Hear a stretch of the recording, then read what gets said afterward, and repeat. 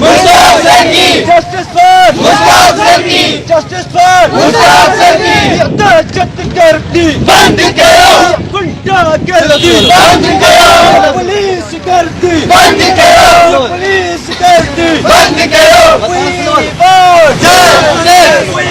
want justice, We want justice, या दहशत गर्दी बंद करो, या गुंडा गर्दी बंद करो, या पुलिस गर्दी बंद करो, या दहशत गर्दी बंद करो, या गुंडा गर्दी बंद करो, या पुलिस बंद करो।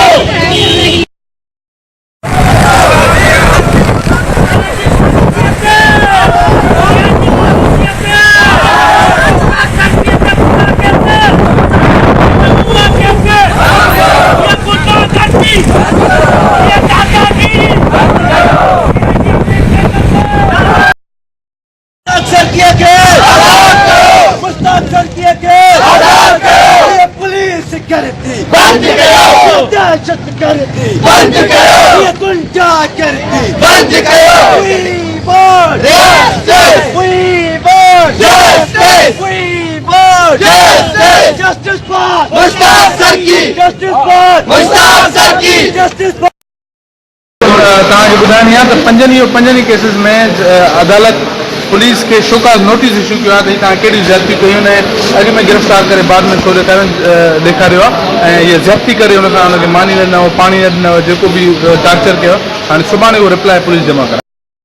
अदालतों पे भरोसो आहे शाहिद सुमरे साहब समेत कराची बार जा ॿिया दोस्त इन खां अलावा सिविल सोसाइटी ऐं सिंध जो हर हिकु गैरतमंद शख़्स जेको हिन ॾुखे वक़्त में असां सां अमली तौर ते गॾु बीठो आहे उन्हनि जा किरोड़ एहसान मूंखे उमेद आहे जीअं मां पहिरियों अॻु ई चई चुको आहियां त हीअ सॼा बेसलेस केसिस आहिनि बेमुजाद आहिनि पुलिस इंतकामी कार्रवाई ख़ातिर इहे पंज ताईं दाख़िल कया आहिनि इंशाअल्लाह असांजी लीगल टीम जेका आहे इनखे हिकु धक में उॾाए छॾींदी ऐं मां शुक्रगुज़ार आहियां तव्हां पंहिंजा हौसला बुलंद रखियो जीअं मुंहिंजा हौसला हथकड़ियुनि जे बावजूदि बुलंद आहिनि तव्हां बि सभु हौसलो रखो जल्दी सॼी सिंध सां ॿीहर मुलाक़ात थींदी।